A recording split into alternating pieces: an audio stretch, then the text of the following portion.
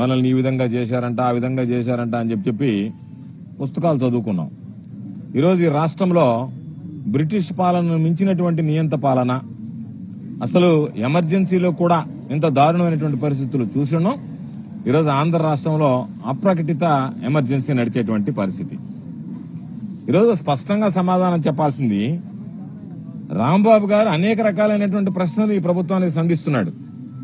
ఈ ప్రభుత్వాన్ని ప్రశ్నిస్తున్నాడు. చంద్రబాబు నాయుడు చేసినటువంటి మోసాల మీద అయితేమి, చంద్రబాబు నాయుడు ఇచ్చినటువంటి హామీల మీద అయితేమి, చంద్రబాబు నాయుడు చేస్తున్నటువంటి విధానాల అయితేమి, చంద్రబాబు నాయుడు బొంకుతున్నటువంటి అబద్దాల విషయంలో గానీ, చంద్రబాబు నాయుడు గారు పాల్పడుతున్నటువంటి అవినీతి విషయంలో గానీ ప్రభుత్వం అన్నింటినీ ప్రతిరోజు ప్రశ్నిస్తున్నారు.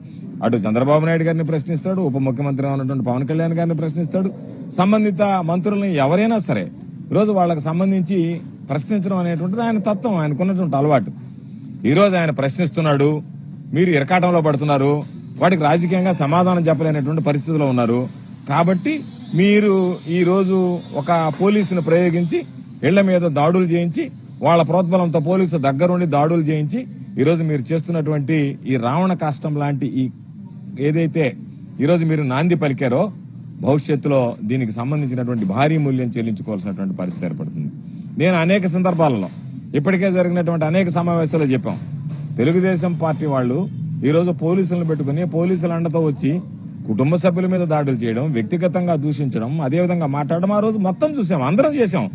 శనివారం నాడు మా నాయకుడు జగన్మోహన్ రెడ్డి గారి పిలుపు మేరకు మీరిచ్చినటువంటి లడ్డు ప్రసాదం ఏదైతే ఉందో దానికి సంబంధించినటువంటి జంతు కొవ్వు కలిసిందని సాక్షాత్తు ఒక ముఖ్యమంత్రిగా ఉన్నటువంటి వ్యక్తి అబద్దాలు మాట్లాడి ఆ పవిత్రమైనటువంటి ప్రసాదాన్ని అపవిత్రం చేసినటువంటి నేపథ్యంలో ఆ రోజు అందరం దేవాలయాల దగ్గర పూజలు చేశాం. పూజలు చేసి వస్తే మీరు తట్టుకోలేక, భరించుకోలేక ఈరోజు రాంబాబు గారి మీద ఎన్ని రకాలైనటువంటి దాడులు చేశారు. చివరికి పోలీసులను పెట్టారు, నిలువరించారు, రకరకాలైనటువంటి కేసులు బనాయించారు, అన్నిటిని ఎదుర్కొన్నాడు, అన్నిటికీ సమాధానం చెప్పాడు. ఎక్కడా కూడా మీరు కేసులు పెడుతున్నారు కదా అని చెప్పి ఎక్కడా కూడా పారిపోవడం చేయలేదు.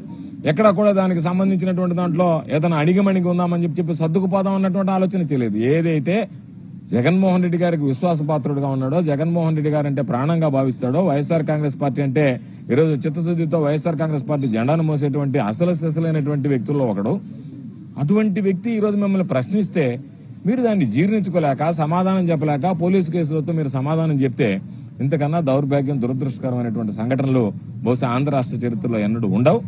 కాబట్టి ఈరోజు చంద్రబాబు నాయుడు అనుకుంటున్నాడు నేను సమాధానం చెప్పలేనటువంటి పరిస్థితుల్లో. 19 నెలల కూటమి పాలన ఒకసారి చూస్తే అధ్వానమైనటువంటి పరిస్థితికి చేరుకుంది.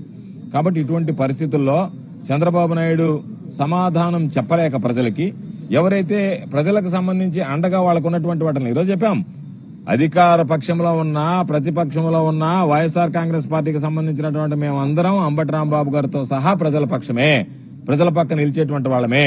కాబట్టి అటువంటి వ్యక్తిని జగన్మోహన్ రెడ్డి గారు చెప్పినట్టుగా పులి అని చెప్పాడు. గుర్తుపెట్టుకోండి అన్నమాట. ఎందుకు చెప్తున్నామంటే గర్జించే సింహం కన్నా గాయపడ్డ సింహం మరీ ప్రమాదం. గుర్తుంచుకోండి. నేను చెప్తున్నా, చంద్రబాబు నాయుడు గారికి చెప్తున్నా, పవన్ కళ్యాణ్ గారికి చెప్తున్నా, లోకేష్ గారికి చెప్తున్నా, తెలుగుదేశం పార్టీ నాయకులకు చెప్తున్నా, తెలుగుదేశం పార్టీ కార్యకర్తలకు చెప్తున్నా, గర్జించే సింహం కన్నా గాయపడ్డ సింహం ప్రమాదం. గుర్తుంచుకోండి. కాబట్టి నిన్నటిదాకా మీరు గర్జించినటువంటి సింహాన్ని చూశారు, రేపు గాయపడ్డటువంటి సింహం వచ్చిన తర్వాత మీరు తట్టుకోలేరు అనేటువంటి విషయాన్ని గుర్తుంచుకోండి. అంబటి రాంబాబు గారి విషయంలో ఇప్పటికే మీరు అనేక రకాలైనటువంటి మమ్మల్ని అందరినీ జైల్లో పెట్టారు, మేమందరం జైల్లో ఉన్నాం. ఏది ఏమైనా సరే ఈరోజు పాపం చంద్రబాబు నాయుడు అనుకున్నాడు వీళ్ళందరినీ జైల్లో పెడితే వీళ్ళు భయపడిపోతారు, లేదా వీళ్ళకి సంబంధించినటువంటి ఆ చరిత్ర అక్కడికి ఆగిపోతుంది, మనల్ని ప్రశ్నించే వాళ్ళు లేరు అనుకున్నారు. కానీ చంద్రబాబు నాయుడు చేసినటువంటి ఈ కార్యాల వల్ల, అణగదొక్కాలనేటువంటి ఆలోచన వల్ల తదుపరి నెక్స్ట్ జనరేషన్ ఈరోజు వెంటనే రాజకీయాల్లోకి వచ్చి ప్రజల్లోకి వచ్చి మాట్లాడేటువంటి అవకాశం కలిగింది, ప్రజా జీవితంలోకి వచ్చి మాట్లాడగలిగారు. నేను వెళ్ళినప్పుడు పూజితం ఎట్ట మాట్లాడిందో ఈరోజు రాంబాబు గారి బిడ్డ మౌనికమ్మ అదే స్థాయిలో మాట్లాడేటువంటి పరిస్థితి ఏర్పడింది. ఆమె మాట్లాడినటువంటి ఏ ఒక్కదానికైనా మీరు సమాధానం చెప్పగలుగుతున్నారా? కేంద్ర మంత్రి సమాధానం చెప్పగలిగాడా? శాసనసభ్యులు సమాధానం చెప్పగలుగుతున్నారా? తెలుగుదేశం పార్టీకి సంబంధించినటువంటి నాయకులు సమాధానం చెప్పగలుగుతున్నారా? ఇది అక్రమమో, ఇది అవినీతి, ఇది అన్యాయమో, ఇది అనైతికమో అని చెప్పి ఆ పాప మాట్లాడినటువంటి దానికి ఒక్కదానికైనా మీరు సమాధానం చెప్పేటువంటి పరిస్థితిలో ఉన్నారు అని అంటేనే మీరు చేసినటువంటిది అన్యాయం, అక్రమం అనేటువంటిది ప్రజలకు అర్థమైపోయింది. ఈరోజు మేము మాట్లాడడం కాదు, తెలుగుదేశం పార్టీకి సంబంధించినటువంటి వాళ్లే, కరుడు కట్టినటువంటి తెలుగుదేశం పార్టీ వాళ్లే రాంబాబు లాంటి వాడిని తీసుకెళ్లి లోపల వేయడం ఏంటి అనేటువంటి మాట్లాడేటువంటి పరిస్థితి ఏర్పడింది.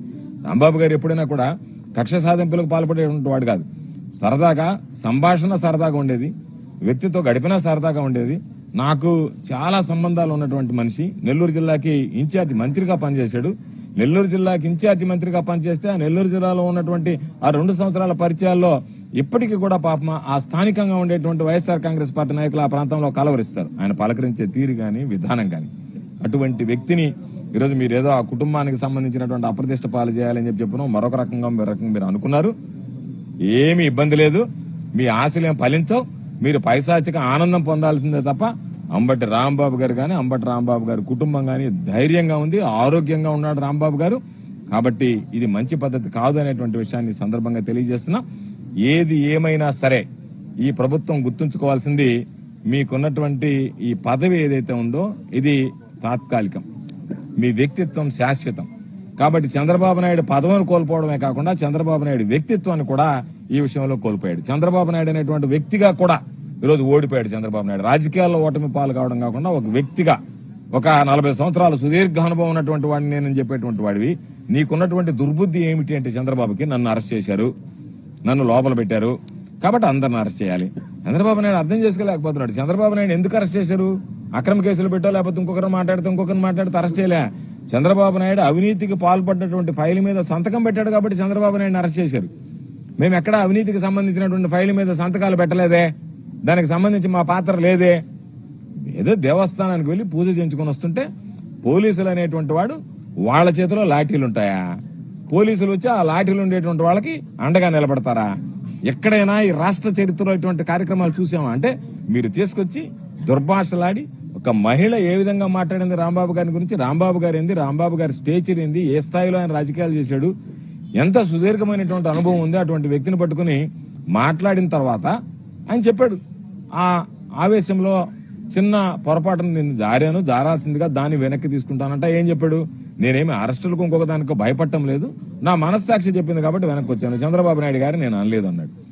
లేని మాటలు నేను అనలేదు అన్నా కూడా అన్నారు అని చెప్పి అన్వయించుకునేటువంటి స్థితికి ఈరోజు తెలుగుదేశం పార్టీ దిగజారిపోయి ఏదో ఒక కారణాలు చూపించి అంటే రాంబాబు గారిని అరెస్ట్ చేయాలి, రాంబాబు గారిని అరెస్ట్ చేయడానికి ఒక కారణం కావాలి, ఆ కారణాన్ని మీరు అన్వేషించాలి. ఆ అన్వేషించే ప్రక్రియలో ఇది దొరికింది, దీన్ని ఉపయోగించుకోవాలనేటువంటి ఒక దుర్మార్గమైనటువంటి ఆలోచనతో మీరు పనిచేశారు.